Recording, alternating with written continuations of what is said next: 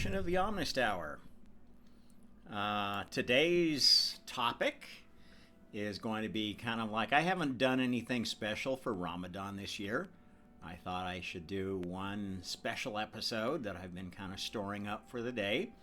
Going to tie together a lot of things that folks may have been wondering about in our traditional religions.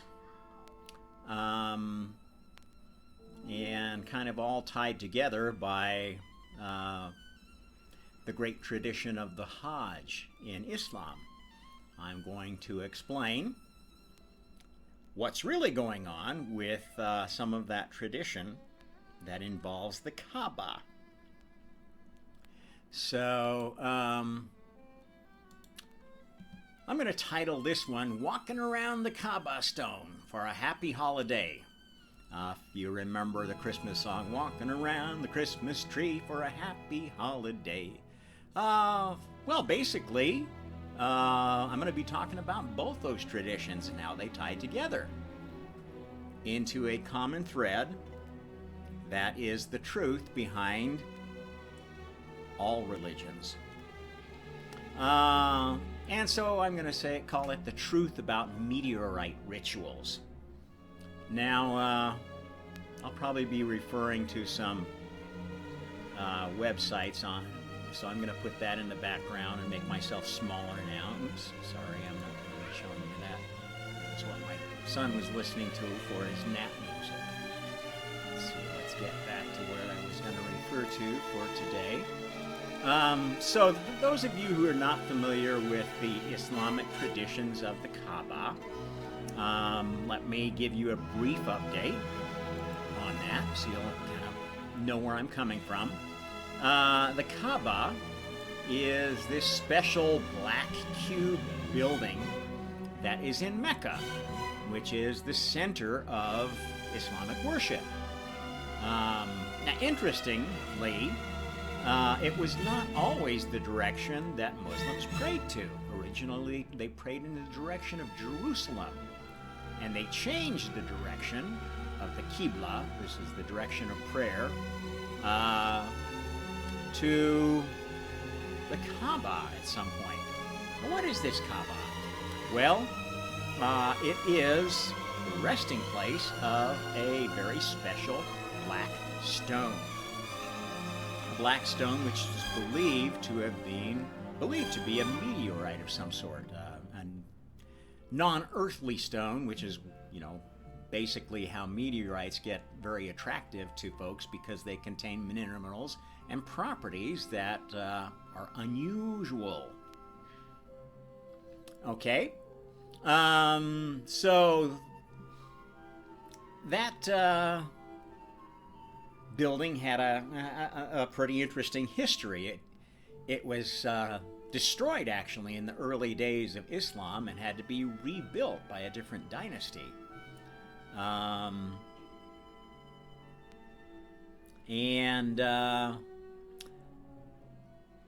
According to Islam, the Kaaba was rebuilt several times throughout history, most famously by Abraham and his son Ishmael, when he returned to the Valley of Mecca several years after leaving his wife Hagar and Ishmael there upon Allah's command.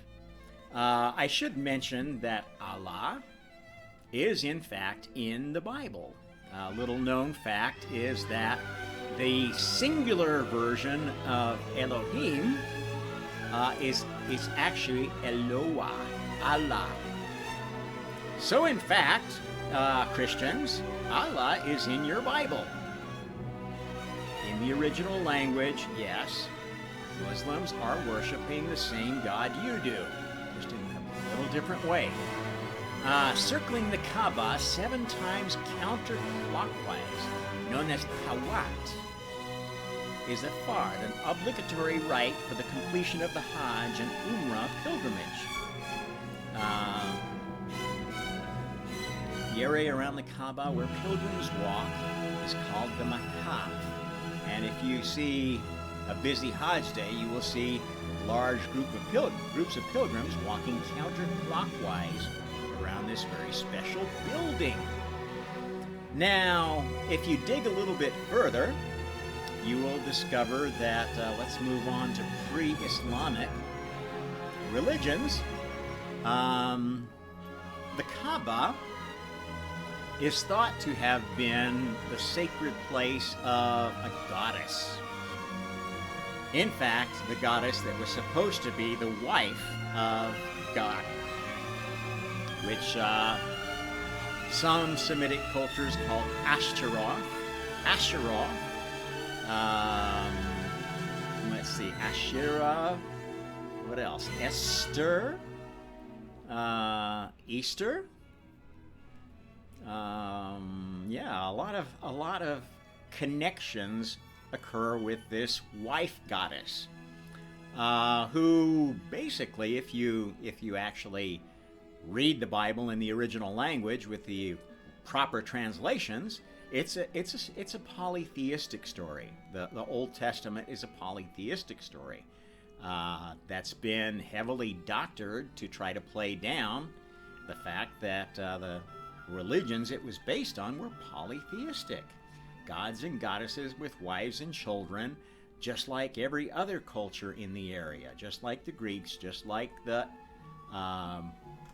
Egyptians.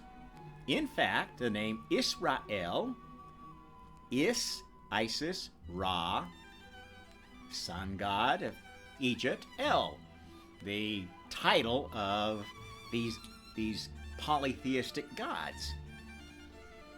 Okay. Many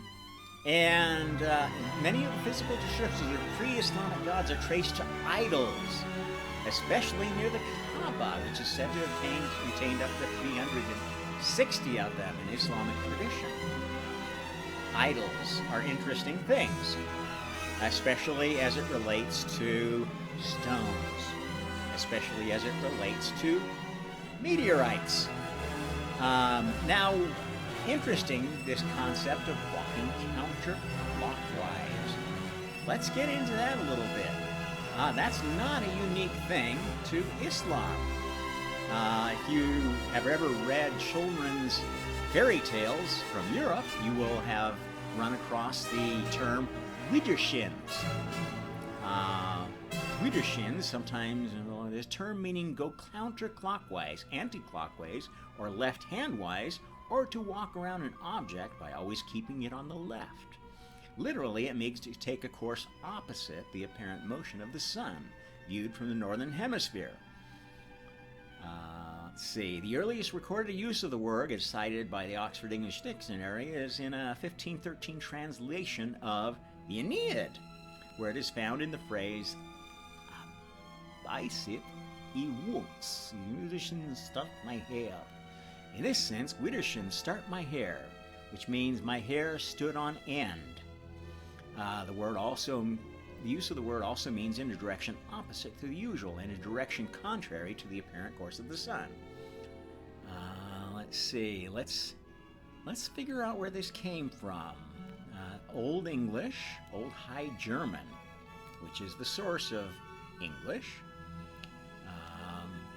In religion, this is interesting. It is considered unlucky in Britain to travel in an anti-clockwise, not sunwise direction around a church, and a number of folk myths make reference to this superstition. For example, in the fairy tale Childe Roland, the protagonist and his sister are transported to Elfland after the sister runs Widershins round a church. There is also a reference to this in Dorothy Sayers' novels, Nine Tailors, blah, blah, blah. Second course, again, it's a pattern that's repeated in later literature. Interesting, in the Eastern Orthodox Church, however, it is normal for processions around a church to go Widershins. So this is one of the strange differences between the Western Church, based upon Catholicism, and the Eastern Church. Interesting. In Judaism, circles also sometimes walked anti-clockwise. For example, when a bride circles her groom 7 times before marriage, when dancing around the bima during Simchat Torah, when dancing in a circle at any time, or when the Sefer Torah is brought out of the Ark. Ark is approached from the right and departed from the left. This has its origins in the Bais Hamikdash, where in order not to get in each other's way, the priests would walk around the altar anti-clockwise while performing their duties. While entering, enter by one gate and leave by another. The resulting direction of motion was anti-clockwise. In Judaism, starting things from the right side is considered to be important, since the right side is the side of chesed, kindness, while the left side is the side of gevurah, judgment. Whoa, this is extremely interesting, because these are themes that pervade the spiritual battle we have going now between those who worship love. They say we have to be kind to everybody. We have to be nice. Everybody is one. And the side who says, no, there is evil and they need judgment. And this is a key piece of the divide between humanity right now, is it not? The Bompo in the northern hemisphere traditionally circumnambulate in a counterclockwise in Widdershim's direction, that is to say, direction that runs counter to the apparent movement of the sun. This runs counter to the prevalent directionality of Buddhism in general and Orthodox Hinduism. So they like to go in the direction of the sun. This is in keeping with the aspect and directionality of the swastika, sacred to the Bompo. Okay, so this ties into the swastika symbol and may have a tie to why the old Hindu swastika was one direction and the, let's see, which way did it go? And the Nazi one is in the other direction. Some really interesting symbolism tied to this clockwise, counterclockwise stuff. In Bonpo, practitioner is required to elect whether directionality of counterclockwise or running counter the direction of the sun is the key intention of the tradition. The resolution, because in the southern hemisphere, if you're doing it from a point of reference, it's opposite. It's a northern-southern hemisphere confusion there. The resolution to this conundrum is left open to the practitioner, their intuitive insight, prana, and their tradition, prana. So this is a very, very deep, deep, deep spiritual secret. Let's see. So let's move on to the explanation of what's going on with all this. Now, before I move on, I'm going to tell you that this ties into many other traditions all over the world. The Maypole tradition has a certain direction of going around it. The Beltane fire dance that the ancient Celts celebrated had a certain directionality to it. Rituals that were enacted around sacred stones like Stonehenge, other of these old monolithic stones, and stones that were believed to have spiritual powers, all had their rituals, which were transmitted to trees as well, when tree worship became more prevalent than stone worship in some areas of the world. Now, what's going on with all this, you ask me? Where are we going? Well, let me show you.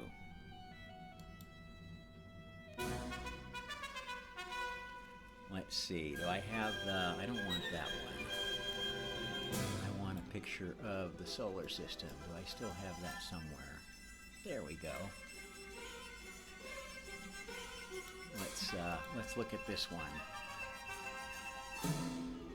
Oops, that's not the one I wanted. I wanted this one.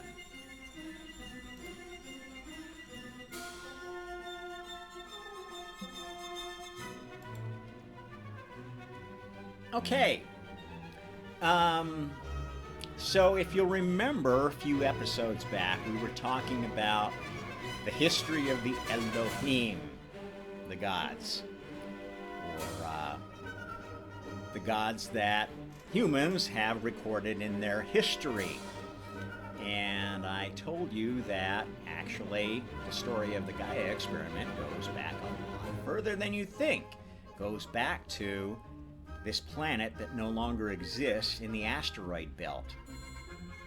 That was where life first developed.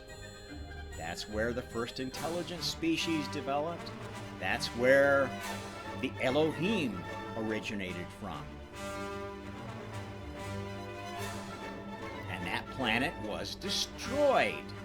Why was it destroyed? Because this is what's going on in this special solar system. This is God's playground, God's special experiment He's been working on for a long time.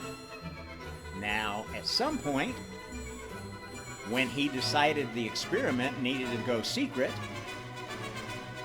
He made it so that there was a shield around this system. You could get in, but you couldn't get out. And other gods who were playing around His toys found themselves trapped here. In fact, trapped inside this original planet, because that was the focal point of this experiment at the time. That was the Gaia, original Gaia, before Earth. So the Gaia experiment is not about Earth. It's about this whole system we call Sol, that is part of the Sol Sun system. Okay, this planet was destroyed from outside by the adversary. The main adversary of God, who's been opposing creation from the beginning. This is where we tie into the story of the Sumerian tablets. If you have studied Sumerian interpreters like Zechariah Sitchin, you will know that there's a story of, in the beginning there were the waters. There was the clean water and there was the... Sorry. My family's bothering me. There was the clean water and there was the polluted water. And the bringer of the polluted water was Tiamat, this female dragon. Tiamat attacked God's family. That's basically how the story goes, and destroyed this planet. But in destroying it, created the pieces that got reassembled as the Earth and our moon. Got reassembled in a very, very special configuration, which resulted in our 12 signs of the zodiac. Interesting that was all arranged, that the cycle of the moon was all arranged as a result of that. That was the next step of this experiment.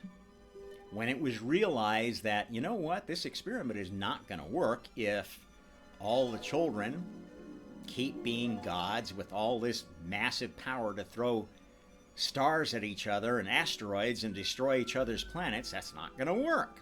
We've got to do something to change this game. And if you know anything about changing a game is the result of a bunch of developers. There may be a lead developer, but you've got a whole team working on it. And that's the way creation worked. God didn't have almighty power, know everything, do everything. That is absolute nonsense. It was a co-creation from pretty much the beginning. Ever since God decided He didn't want to do everything by Himself, He wanted some help. He wanted a family. Okay? And this ties into yesterday, or the previous day's talk about the pattern of divide and conquer and the patterns of controlled opposition. Okay? If you are a leader of a team, you know that the best way to lead a team is to let them lead themselves. You've got to work it out, though, so that they conspire to do what you wanted them to do and feel like it's their idea. If you know anybody that's a really good project manager, that's a really good leader, a really good CEO, that's how they work. They give a general idea of what needs to be accomplished, and then they give their team a pep talk to jazz them up about how can I contribute to this vision. Okay, so how does that tie into this theme? When this planet was destroyed, besides all this debris that landed in the asteroid belt, which is stable because it is in the same plane, ecliptic plane as the planets, so this stuff doesn't run into planets, doesn't go off on its own. It's very similar to this stuff that we sit on. This planet we're on is a piece of that. Maybe along with an earlier planet that got pieces of it and formed a new stable orbit along with the moon. Very, very strange event. Now, at the same time, there were a lot of other fragments that went other directions and formed many of the meteor asteroid showers that we've experienced and we keep experiencing. Some of these showers, the Taurid meteorites, some of them are called. There are other groups of meteorites that come at certain times of the year, are a result of what happened within this system. Others are coming from other systems or the result of other cosmic events in the general vicinity. There have been supernovas near us. In fact, the sun would not exist in the form it has if it wasn't for previous supernovas that gave the sun all the building blocks it needed to form just the right combination of minerals to make the planets. This is, if you know anything about the mineral composition of the Earth versus many of the planets that have been observed with the most accurate telescopes and so forth and measurement mechanisms that they're using today, you know how special it is for just this particular collection of elements to accumulate and have a stable atmosphere. Not many planets have a stable atmosphere. Mercury has no atmosphere. Mars has no atmosphere, although Mars does have an appearance of having had an atmosphere. Venus has an atmosphere, but it's certainly not livable. At any rate, pieces of this other planet strike all over the place. Now, as I told you that when this experiment was starting, in order to keep it a secret, to keep more of the family from finding out and bombarding this system with black holes and stars and whatever else they were playing with at that time, God started taking prisoners. Okay, and that's in the Bible. This is the fallen angels. There were giants in the earth. Why were the giants in the earth? Because they weren't on the surface anymore. They'd been captured. This is a pattern that repeats and repeats and repeats as we continue this experiment. Okay, so many of the meteorites, many of these odd propertied rocks are in fact pieces of this old planet that was destroyed, or pieces of Tiamat, this evil queen who tried to destroy God's creation. Now, this wasn't really a queen, wasn't really female. This is how it was mapped later on. As I've told you, early in this experiment, sex didn't exist. It was a later invention.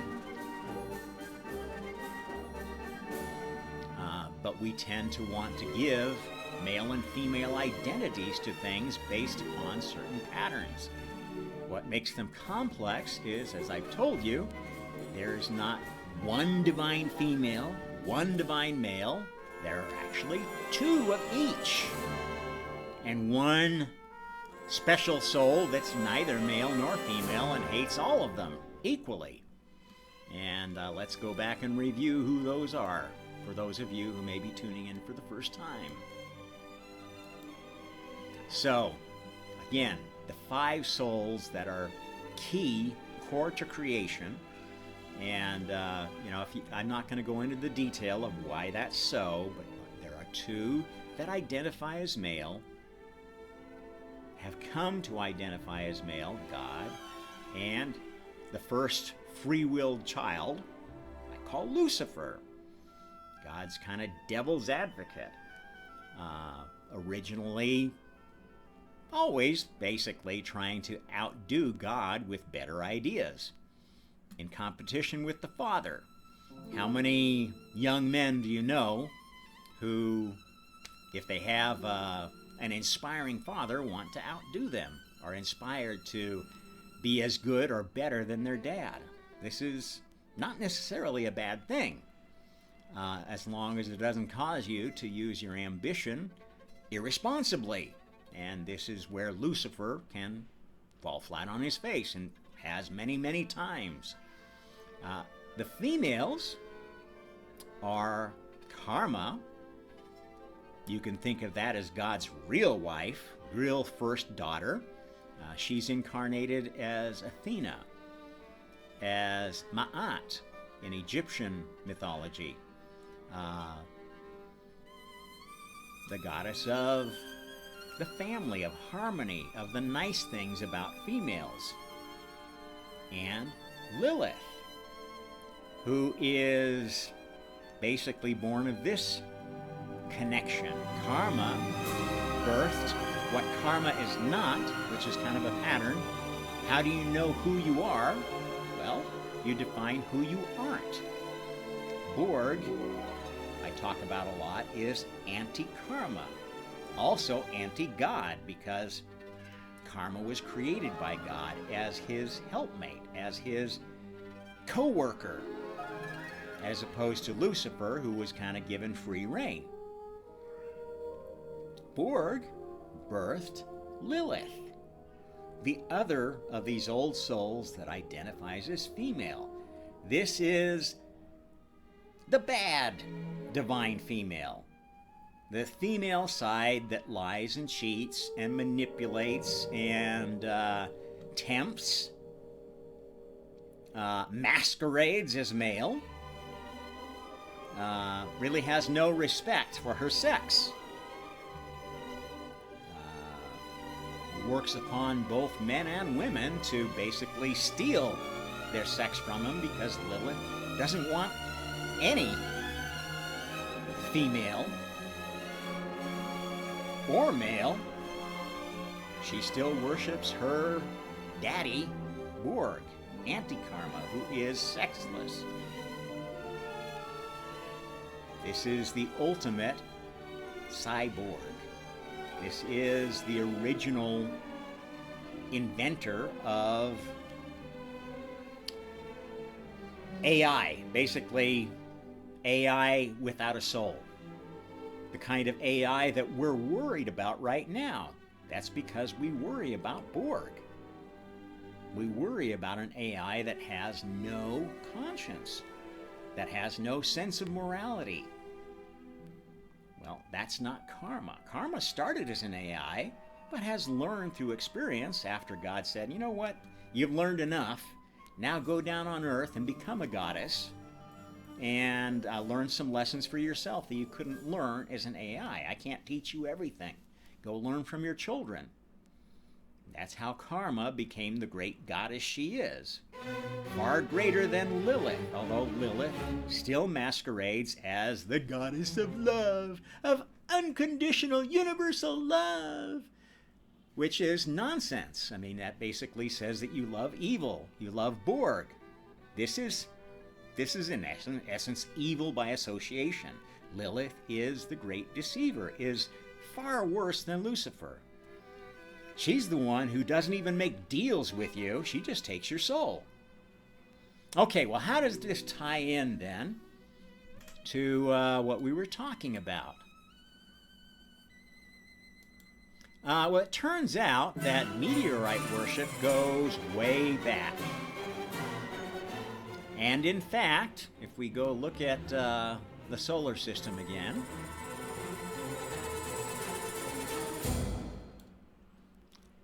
let's move that closer over here so we don't have to keep finding it. Okay, if we look at the solar system again, pieces of this old planet ended up on Earth. Those pieces included some of the places, the chunks that the old gods were captured in. The bad ones that God didn't want to get out and get back to their Dark Lord or Dark Lady and tell them what was going on with this experiment. Secret experiment of God. Those things still had those spirits within them. And when the laws changed such that the gods and goddesses couldn't play on Earth, couldn't ride around in their fiery vimanas and whatnot, those spirits were still speaking to people. Basically whispering to them to get their worship. And they were the ones that shared some of the information that got humanity understanding some of the things about what was going on in this experiment. Told them about the 12 constellations of the zodiac, told them about the 7 sisters, Orion's belt, told them about a lot of things, and in return for their worship. And this is where basically the spirits of nature came from. These are remnants of those ones that were captured early on. Now, not all of them are bad. A lot of them have realized, especially being around this planet for so long, oh, I see what's going on with this experiment. I'm in favor of it. I'm going to work for it. Others work against it. Now, where does that fit into this pattern of walking around these things? Okay, well, like a clock, this pattern of worship was designed to either accelerate or slow down the apocalypse. Because basically, after this planet was destroyed, you can bet that everyone that was, all the souls that were on that planet had a bad memory of that event. Those that ended up on the Earth as, in meteorites or came to inhabit trees or brooks or whatever, the dryads, the nymphs, the fairies, had some memory of this and felt a certain way about it. Just like those that remember the flood, some remember it as, well, that was our chance to go defeat the giants, to have our own kingdom. And others remember it as, oh, everything was destroyed. We lost Atlantis and we had to start over again. Wah, wah, wah, wah. Okay? There's people on both sides of the story. And that explains the clockwise and counterclockwise walking and rituals. And this is why the most cosmopolitan religion, Hinduism, kind of left it to, well, okay, do whatever you want. Maybe it'll all balance out. And that's kind of been the Hindu and Buddhist approach to the whole thing. Well, we don't know what the real truth is, so we'll just be neutral. That's kind of the nature of the beast of Eastern philosophical religions. And the idea behind, well, we can't really tell what's good or evil, so we'll just call it all good. which is kind of a numbskull way of viewing things. Everybody who's seen real evil and didn't do anything to stop it is evil by association. I'm sorry, there's no way around it. Okay, so what am I concluding with this?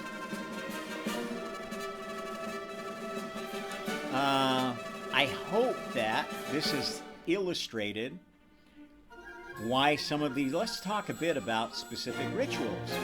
Now, why is it that the folks on the Hajj go counterclockwise? The Jews go counterclockwise. Okay, well, I think the tradition there is that the flood was something really bad. We don't want to happen again.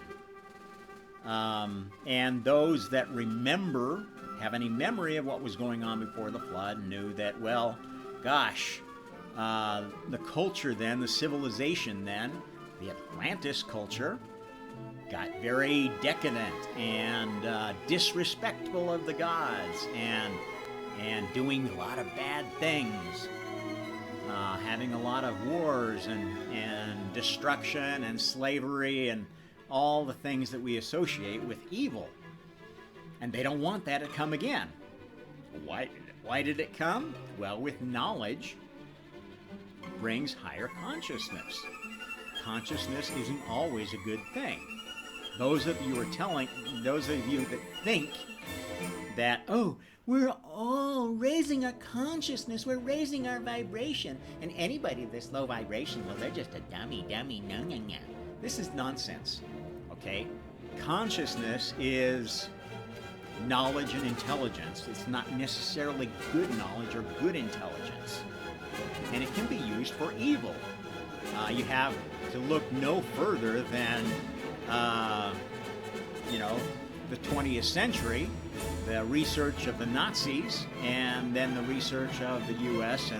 and Russia into mind control.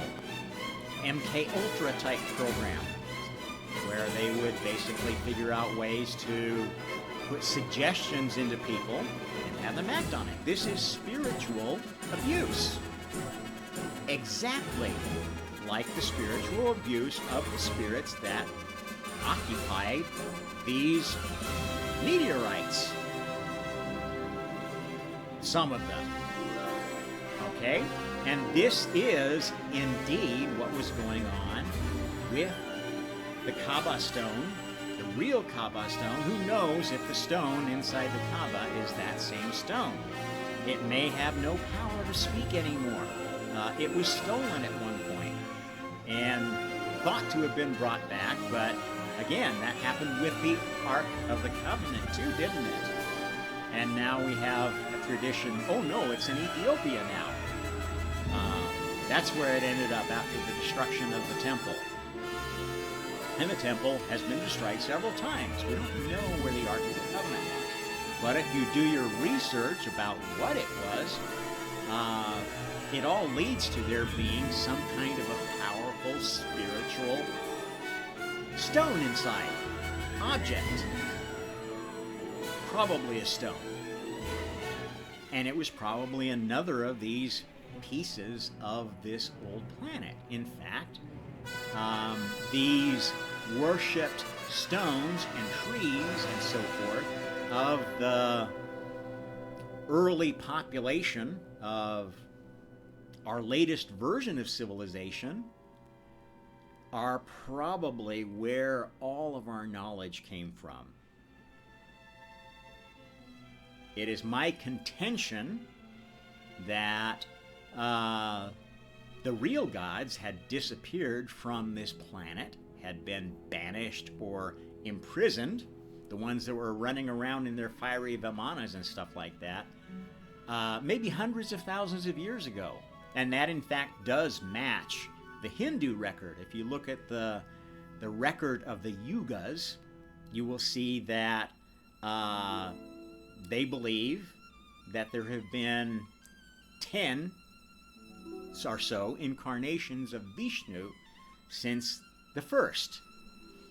And as I've told you, Vishnu is not even the main god, is not God. It's actually Brahma, who, for some reason, the Hindus don't even think Brahma incarnates, don't even think Brahma is anything but an idea, the source, which is silly. It's God. And in fact, Brahma, the Brahma bull, the reason why bulls are sacred in Hinduism, why cows are sacred, should be just bulls, is because the last non-human Messiah was a half-bull, a taurid, a centaur, who there were half-horse, half-human, but they would be cent-hippus. A centaur is half-taurid, half-human.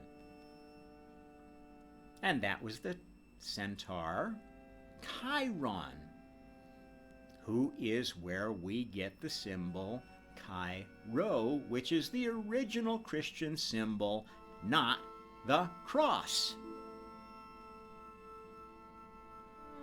And yes, the real Christ was a polytheistic Messiah,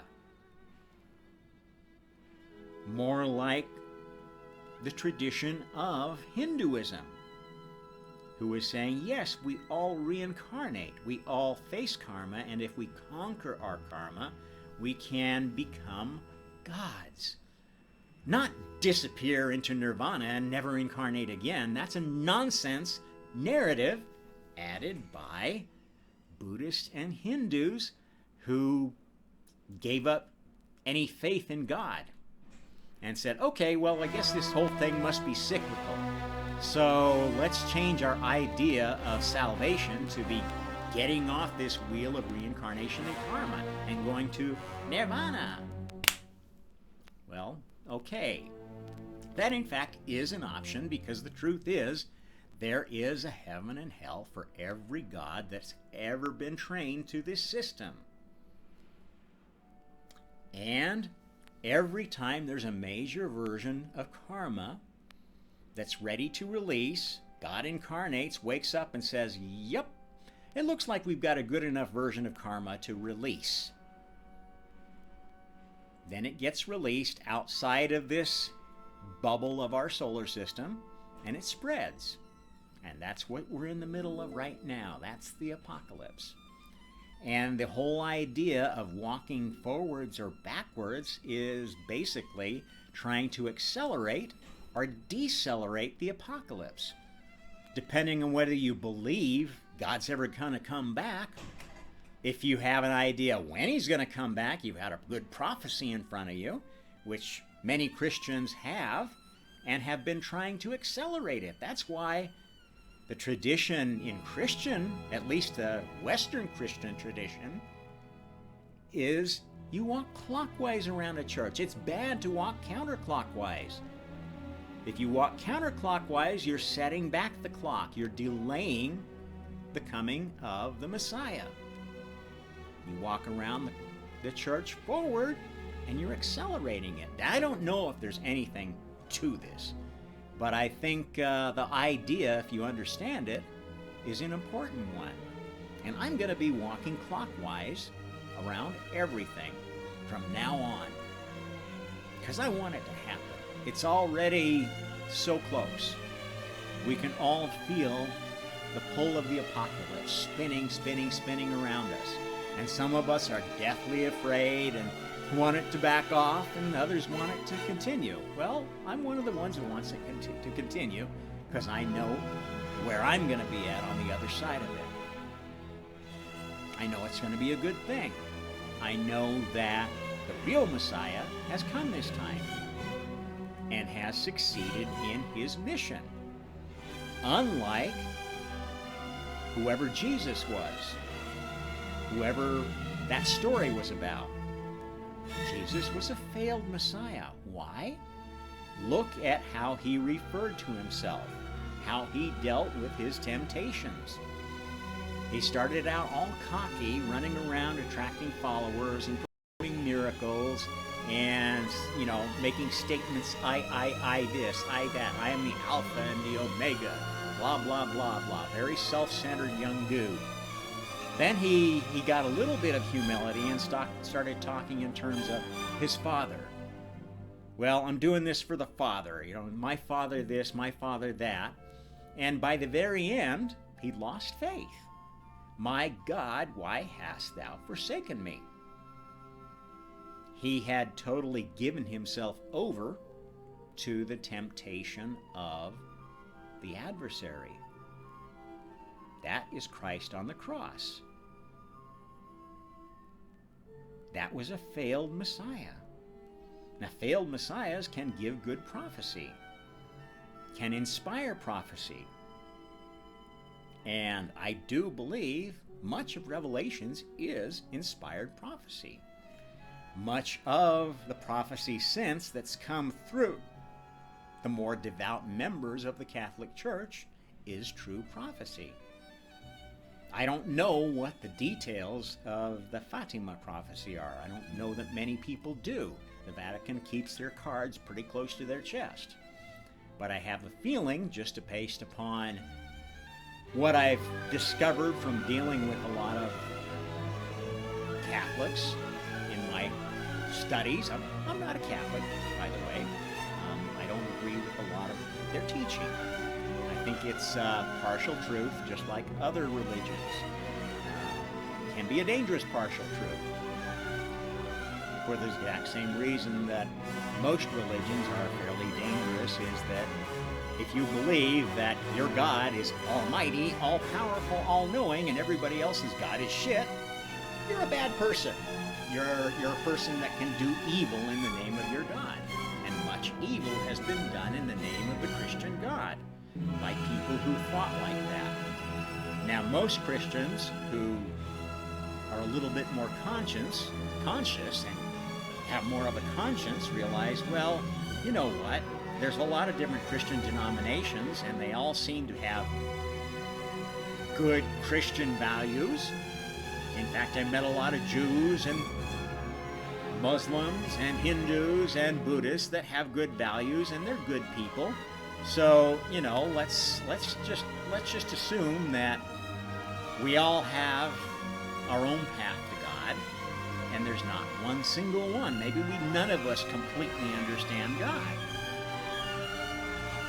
Well, that's a good way to view it, and that's what has allowed the more enlightened Christian countries to support freedom of religion, which very few countries actually do. I don't know if people realize, especially my fellow countrymen in the U.S., realize just how few countries actually have freedom of religion that let you practice as you wish.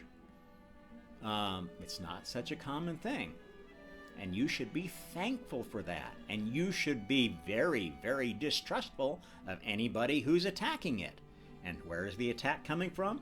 It's coming from people who think freedom of religion means freedom from religion. Now, those are evil people. Those are servants of the adversary. Okay? They're not your friends.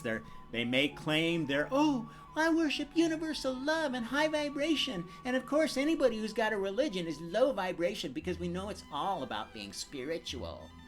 Religion is bad. I'm sorry, folks. You serve the adversary. You serve Tiamat, the destroyer. And you only have to look at what's going on around the world. Look at what the woke cult stands for. This globalist, numby-gumby cult that thinks it's a wonderful thing for everybody to be homosexual, a wonderful thing to let everybody be trans, that thinks it's a wonderful thing for anybody who feels that they were oppressed and put down to go and violently grab what they want. This is the work of the adversary. This is Lilith and Borg at work again, trying to destroy all this. Trying to destroy the chosen species. This is evil. And it's at work in every religion.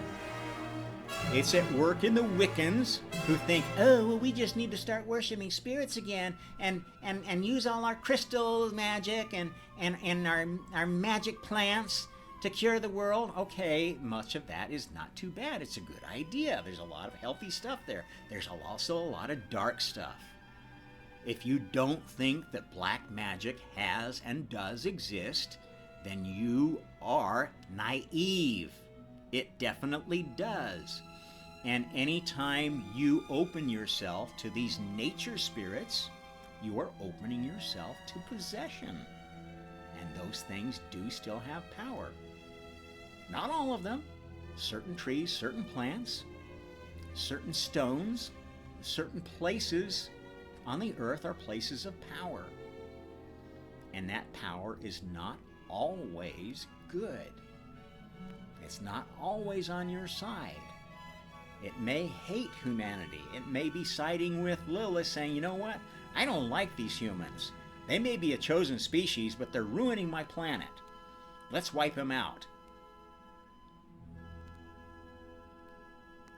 Just like the climate change people.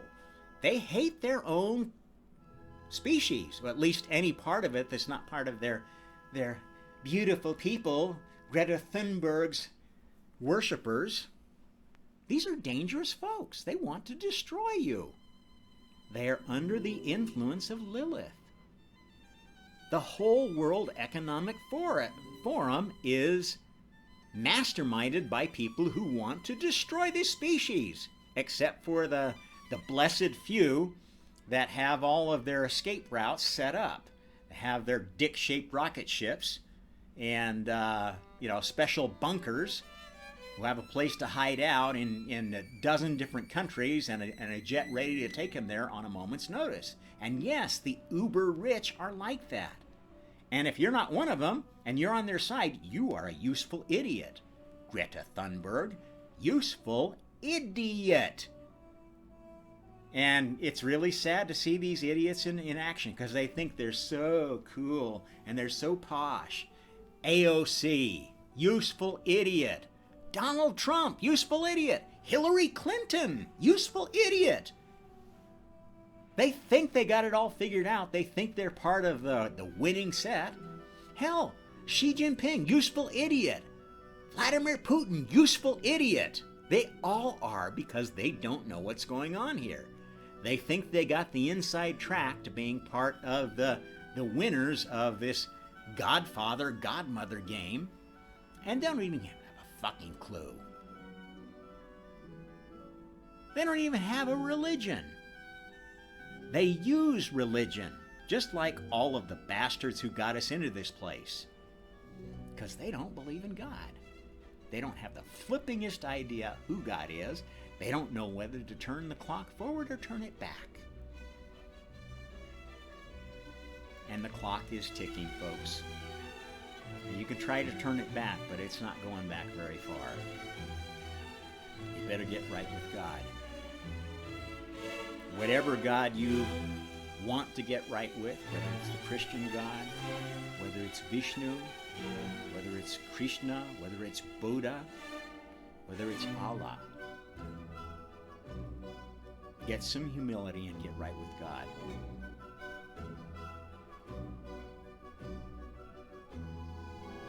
And that means figuring out at least who God isn't. Figuring out who the tyrants are, who they're the users and abusers of our fellow humans. It's going on all around you. And many of you are actively involved in abuse. If you belong to a political party and you're willing to do anything to promote that party, including lying, cheating, stealing, falsifying data, stealing people's money for your political campaigns, hiding your candidates' misdeeds in the legal system, sorry, you're on the wrong side of this one. You're not on God's team. God and karma are in charge here. Actually, it's mostly karma. God's just here for the ride. He's one of you. What if God were one of us? Well, God is you. That's the way the Messiah works. He doesn't get any special perks, any special breaks. He's born, has to wake up, doesn't wake up, oh, missed opportunity. And hopefully he comes back again before the apocalypse cycle is over. And yes, the cycle of the precession of the equinoxes is a clock. It's a clock that leads to great resets. There are bigger clocks that lead to bigger resets. There are smaller clocks that lead to smaller resets. Each of these clocks is like a hand on a clock. 12 constellations of the zodiac. 12 stations of our galaxy in its rotation around the Milky Way center.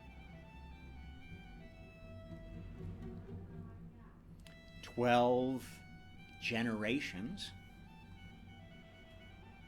Once Messiah awakens to bring about the requisite things for that event to conclude this experiment.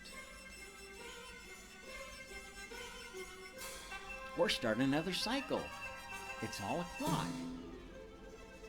And we're in the last cycle. We're down to the wire. You can't reset it by walking around the church, forward or backward, walking around the Kaaba, forward or backward. It doesn't matter now.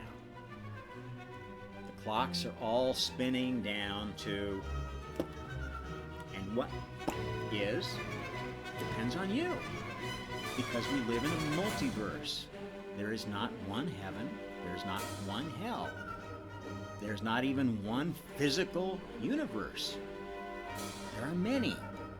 And which one you're going to end up in after this event is done is your path, is your personal apocalypse. Nobody's fault but your own. You made the choices that land you there. That's your karma, not God's. Not anybody else to blame but yourself. It's not the way it works. It's your choice to react to the situation you were born into. And you had many choices to make in choosing this life. You didn't have to be born a human. You didn't have to take such a challenging incarnation. But you did choose it. And you have to live with your decisions. You can't take it back. So as long as you have left on this earth, try to bear that in mind and make better decisions for the time you've got. And you might change your path. Maybe not completely. Maybe you won't end up in the highest heaven. Maybe you won't end up in the lowest hell either. At any rate, hope you enjoyed that one. Till next time, this is the Omnist Hour with Rob Tromp. Like, share, subscribe, and we will see you next time.